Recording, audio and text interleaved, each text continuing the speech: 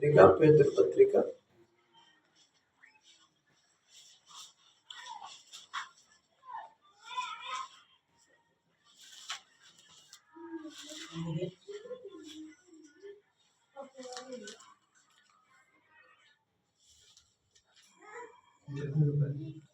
పేతురు రాసిన 2వ పత్రిక 3వ అధ్యాయము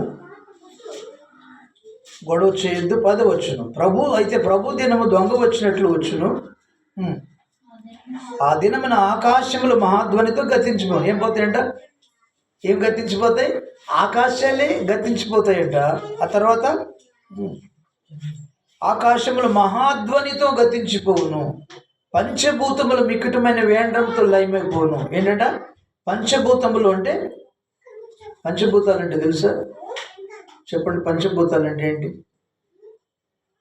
లేదు. పంచభూతాలు గాలి, భూమి, ఆకాశము, గాలి, ఆ తర్వాత నీరు, అగ్ని, వీటిని పంచభూతాలు అంటారు. భూమి, ఆకాశం, గాలి, నీరు, అగ్ని, వీటిని పంచభూతాలు. ఇవన్నీ కూడా లయమైపోతాయంట. ఎట్లా? మహావేంద్రంతో లయమైపోతాయంట ప్రియులు. పంచభూతములు మిక్కుటమైన వేంద్రముతో లయమైపోతాయి. అది భూమి లేకపోతే మన పరిస్థితి ఏంటంటే భూమి పారిపోతుందని అర్థం. ఆకాశం లేకపోతే మన పరిస్థితి ఏంది? గాలి లేకపోతే మనం జీవిస్తామా? నీరు లేకపోతే మనం జీవిస్తామా? అగ్ని కూడా, అగ్ని అంటే దేవుడు అని అర్థం, లేకపోతే మనం జీవించలేం. కాబట్టి ఇవన్నీ కూడా మహావేంద్రంతో లయమైపోతాయంట. అంటే భూమి, ఆకాశములు, గాలి, నీరు, అగ్ని ఇవన్నీ కూడా లయమైపోతాయి, ఆయన ఎదుటి నుంచి పారిపోతాయని దేవుడు తెలియజేస్తున్నాడు. కాబట్టి భూమి మీద ఉన్న నివాసులందరూ లయమైనప్పుడు దేవుడు దాని పునాదులను నిలిపాడు. దేవుడే కాపాడగలడు అని అర్థం ప్రియులారా.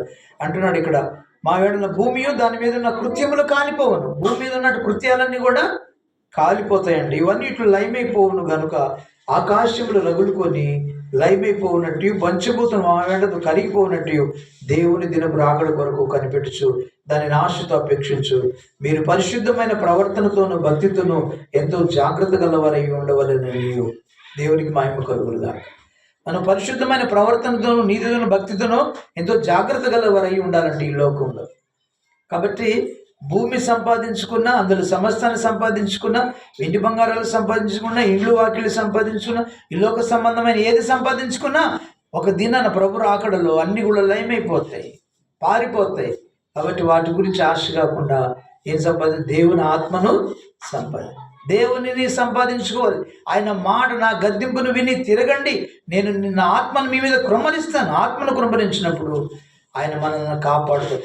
భూమి మీద నివాసులందరూ లయమైనప్పుడు దాని పునాదులను, స్తంభములను స్థాపించేవాడు నేనే అని మాట్లాడుతున్నాను. నువ్వు ఆయన నమ్ముకుని ఉంటే ఏంటంట? దాని స్తంభములను నిలుపు. నేనే ఏమంటున్నాడు? నేనే దాని స్తంభములను అలా నిలబడి, అంటే మిమ్మల్ని కాపాడుతానని మాట్లాడుతున్నాడు. అప్పుడు ఇంకా ఏమంటున్నాడంటే, విశ్వాసులతో అహంకారులై ఉండకూడదు అంటున్నాడు. ఏమంటున్నాడు చెప్పండి? అహంకారులకు నేను ఆజ్ఞించాను. అహంకారం, గర్వం అనేది మంచిది కదా, అహంకారం అనేది మంచిది కదా అంటున్నాడు. అహంకారులై ఉండకూడని అహంకారులకు నేను ఆజ్ఞిస్తున్నాను. ఎత్తుగా కొమ్ము ఎత్తకుడి, పొగరు బట్టి మాట్లాడకూడని ఆయన భక్తిహీనులకు నేను ఆజ్ఞించుతున్నాను. గమనించండి కదా, ఏమంటున్నాడు? అహంకారం అనేది విడిచిపెట్టమంటున్నాడు. కొమ్ము ఎత్తొద్దు అంటున్నాడు, అంటే గర్వం చూపొద్దు అంటున్నాడు. ప్రియులరా అంటున్నాడు. మళ్ళీ భక్తిహీనులను పొగరు బట్టి మాట్లాడకూడి, అవి భక్తిహీనులు నేను ఆజ్ఞిస్తున్నాను. భక్తిహీనులు పొగరు బట్టి మాట్లాడతారంట, కొమ్మెత్తుతారంట, అహంకారం చూపుతారంట. కాబట్టి మీరు అలా ఉండొద్దని మాట్లాడదాం. అహంకారం ఉంటే దాన్ని విడిచిపెట్టాలి. ఏం చేయాలి చెప్పండి? గర్వం ఉంటే దాన్ని విడిచిపెట్టాలి. కొమ్మెత్తకూడదు, అంటే దేవునికి విరోధంగా లేవకూడదని మాట్లాడుతున్నాడు. భక్తిహీనులు పొగరు బట్టి మాట్లాడతారంట, అంటే దేవుని మీద ఏమో రకరకాల కేకలు వేస్తుంటారు. నీవు మీ దేవుడైనా, ఆయన మంచోడు కాదు, రకరకాల కేకలు వేస్తూ ఉంటారు. పొగరు బట్టి మాట్లాడుతూ ఉంటారు. ప్రియులారా, అలా మాట్లాడొద్దని ఆజ్ఞిస్తున్నాడు దేవుడు. తూర్పు నుండి పడమటి నుండి నేను అరణ్యం హెచ్చు కలగదు. దేవుడే తీర్పు తీర్చేవాడు. ఆయన ఒకరిని తగ్గించును అని ఒకరిని హెచ్చించు. దేవునికి మహిమ కలుగును గాక. అదే ఏమంటున్నాడు? తూర్పు నుండి పడమటి నుండి అరణ్యం హెచ్చు కలుగుదు, దేవుడే తీర్పు తీర్చేవాడు. అవును ప్రియులరా, మంచికి చెడుకు ఆయనే తీర్పు తీరుస్తారు. రాబో దినాల్లో తీర్పు ఒకటి ఉంది. అవి దేనికంట తీర్పు? నీవు మాట్లాడిన మాటలకు తీర్పు అంట. నువ్వు చేసిన క్రియలకు తీర్పు. అవి చెడ్డవైనా మంచివైనా క్రియలకు తీర్పు ఉంటుంది. నువ్వు మాట్లాడిన మాటలకు తీర్పు ఉంటుందని దేవుని వాక్య భాగంలో ఉంది. ఒకసారి చూద్దామా? ప్రకటన గ్రంథం 2 మాటలు చూపించి ముగిస్తాను. ప్రకటన గ్రంథం 13వ అధ్యాయం 14వ అధ్యాయం 13వ వచనం. ఇప్పటి నుండి ప్రభునందు మృతునందు మృతులు ధనులు పరలోకం నుండి ఒక స్వరం చెప్పగలండి, నిజమే, వారు తమ ప్రయాసలు మాని విశ్రాంతి పొందుదురు, వారి క్రియలు వారి వెంట పోవచ్చున్నవి. ఏంటంటే వారి క్రియలు వారి వెంట పోవచ్చున్నవి. వారి క్రియలను బట్టి వారికి తీర్పు ఉంటుందని మాట్లాడుతూ ఉన్నాడు. దేవునికి మహిమ కలుగును. 20వ అధ్యాయం, ప్రకటన గ్రంథం 20వ అధ్యాయంలో వారి క్రియలకు తీర్పు ఉందని మాట్లాడుతున్నాడు. 20:12 ఆయన ధవళమైన మహాసింహాసనం దాని యందు ఆసీనుడైన ఒకరిని చూచిందని, భూమి ఆకాశం సముఖం నుండి పారిపోయాను, వాటికి నిలువు చోటు కనబడకపోయాను, మరియు గొప్పవారేమి కొద్దివారి మృతులైన వారందరూ ఆ సింహాసనం ఎదుట నిలవబడి నుండి చూచిందని. అప్పుడు గ్రంథములు విప్పబడెను, మరియు జీవ గ్రంథం అను వేరొక గ్రంథము విప్పబడెను. ఆ గ్రంథమందు రాయబడి ఉన్న వాటిని బట్టి తమ క్రియల చొప్పున మృతులు తీర్పు పొందిరి. ఏంటంట ఉదయనాన్న ఆయన ప్రపంచపు నుండి దానం అందరూ తిరిగి లేచిన తర్వాత అందరూ వరుసగా నిలబడతారంట. వారి వారి ఆ ప్రకారం ఆయన సింహాసనాసీనులై ధవళ సింహాసనం మీద ఆసనుడై అందరికీ తీర్పు తీరుస్తుండ. అక్కడ జీవ గ్రంథం ఉందంట. ఆ జీవ గ్రంథం అని వేరే గ్రంథం ఉందంట. ఆ గ్రంథంలో మన క్రియలన్నీ రాయబడి, మన యొక్క ప్రవర్తన, మన మాట సమస్తం రాయబడి ఉంటాయంట.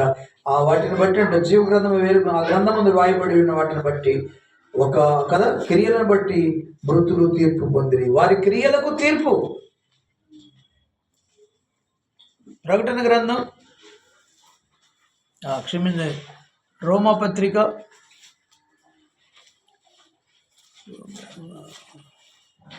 సోమీలక క్షమించాలి 1 కొరింథీయులకు రాసిన 2వ కొరింథీ, మర్చిపోతాను, నాకు బాగా జ్ఞాపకం. 5వ అధ్యాయం 2వ కొరింథీయులకు రాసిన పత్రిక, కొరింథీయులకు రాసిన 2వ పత్రిక 5వ అధ్యాయం 10వ వచనం. ఎందుకనగా తాము జరిగించిన క్రియల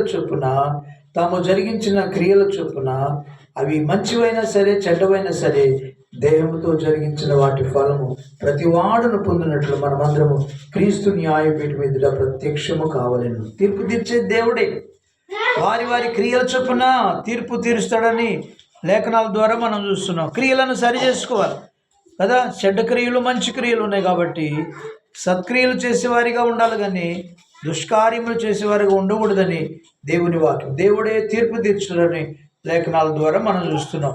అదే రీతిగా ప్రియమైన వాళ్ళరా, హెబ్రీయులకు రాసిన పత్రిక 9వ అధ్యాయం, 9వ అధ్యాయము 27వ వచనం. మనుషులు ఒక్కసారి మృతి పొందవలెను అని నియమింపబడను, ఆ తర్వాత తీర్పు జరుగు. అలాగనే క్రీస్తు కూడా అనేకుల పాపములు భరించుటకు ఒక్కసారి అర్పింపబడి తన కొరకు కనిపెట్టుకున్న వారి రక్షణ నిమిత్తము పాపము లేకుండా 2సారి ప్రత్యక్షమగును. చూసారా, ఆయన యుగముల సమాప్తి తను తానే బలిగను అర్పించుకున్నడు వలన పాప నివారణ చేయుటకై ఒక్కసారి ప్రత్యక్షపరచబడెను. మనుషులు ఒక్కసారి మృతి పొందవలనని నియమింపబడెను, ఆ తర్వాత తీర్పు జరుగుద్ది. ఆ తీర్పు నీ మాటలకు తీర్పు, నీ క్రియలకు తీర్పు. ఒకటి క్రియలకు తీర్పు, రెండవది మాటలకు తీర్పు అని మత్తయి సువార్త ఒకసారి చూద్దాం. రెండవది వాని క్రియలకు తీర్పు ఉంటుంది, వాని మాటలకు కూడా తీర్పు ఉంటుందని బైబిల్ గ్రంథంలో మనం తేటగా చూస్తున్నాం. కాబట్టి ఆ జాగ్రత్త, మన మాటలను సరి చేసుకోవాలి, మన క్రియలను సరి చేసుకోవాలి. అహంకారులై మాట్లాడకూడదు, అహంకారులై కుమ్మెత్తకూడదని దేవుడు మాట్లాడుతున్నాడు. 12వ అధ్యాయం 36వ వచనం. నేను మత్తయి సువార్త 12:36. నేను మీతో చెప్పున్నదేమనగా మనుషులు పలుకు వ్యర్థమైన ప్రతి మాటలను గుర్చి విమర్శన దినమున లెక్క చెప్పవలసింది. నీ మాటను బట్టి నీవు నీతిమంతుని తీర్పు పొందురు, నీ మాటను బట్టి నీవు అపరాధమైన తీర్పు పొందుదు. దేవునికి స్తోత్రం. అర్థమైందా? దేవుడు తీర్పు తీర్చేటువంటి న్యాయాధిపతి, ఆయన తీర్పు తీర్చేవాడు. వేటికి తీర్పు తీర్చినట్ట? మనం చేసిన క్రియలను మన వెంట పోతున్నాయంట. మనుషులు ఒకసారి మృతి పొందును, ఆ తర్వాత తీర్పు జరుగును. మనుషులు వెంట వారి క్రియలు వెళుతున్నాయంట. ఆ క్రియలే మన వెంట వచ్చాయి. నువ్వు సంపాదించుకున్న పిల్లలు రారు, నువ్వు సంపాదించుకున్న ఆస్తి రాదు, నువ్వు సంపాదించుకున్న ధనధాన్యాలు ఈ లోకంలో ఏది రాదు, కానీ నీ వెంట నీ క్రియలు వస్తాయి. ఏమొస్తాయంట? నువ్వు చేసిన చెడ్డ పనులైనా మంచి పనులు అవే నీ వెంట వస్తాయి. వాడు కాబట్టి చెడ్డ క్రియలు చేయకుండా సత్క్రియలు చేసేవారిగా ఉండాలని దేవుడు కోరు. రెండవది మాటలు కూడా తీర్పు ఉంటుందంట. మత్తయి సువార్త 12వ అధ్యాయంలో 36వ వచనంలో, మనుష్యులు పలుకు ప్రతి వ్యర్థమైన ప్రతి మాటను గూర్చి విమర్శన దినమైన తీర్పు జరుగును. నీ మాటలను బట్టి నీవు నీతిమంతుడు అని తీర్పు పొందుదు, నీ మాటలను బట్టి అపరాధం అని. కాబట్టి మాటలు కూడా సరి చేసుకోవాలి.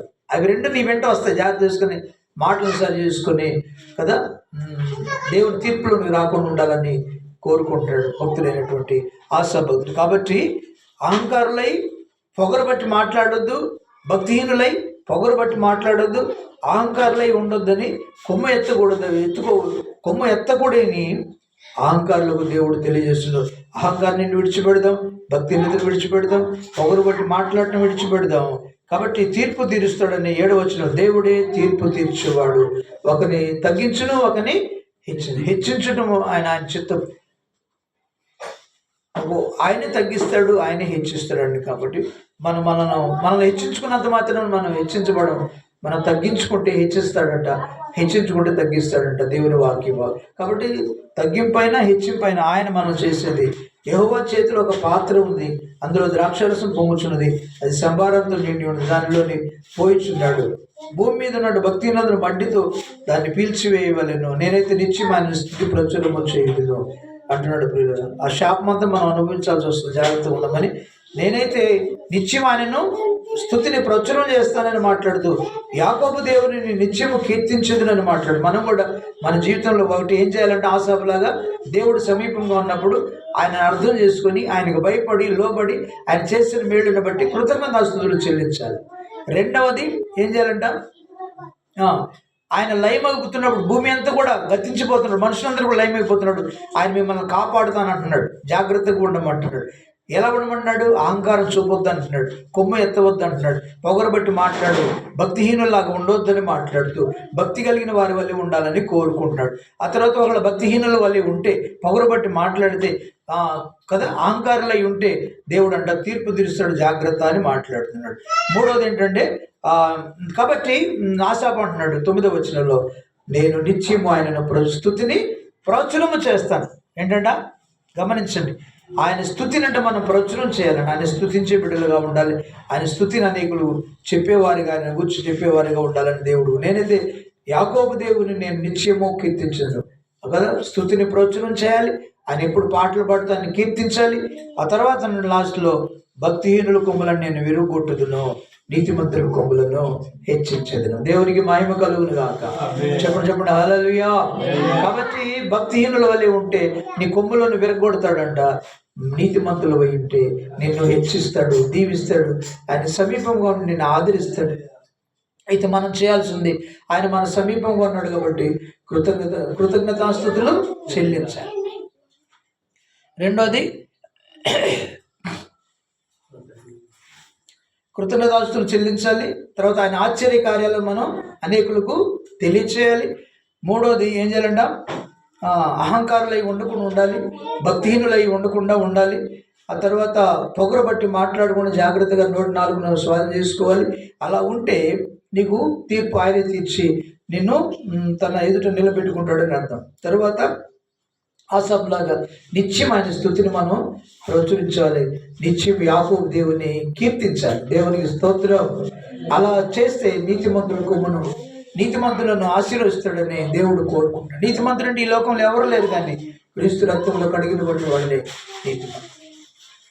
కాబట్టి అలా ఉండాలని దేవుడు కోరుకుంటాడు. మనం కూడా అలా ఉందాము, విడిచిపెడదాం. దేవుడి మాటలు మన వెనుకల్లో దీవించునుగాక. ఆమేన్.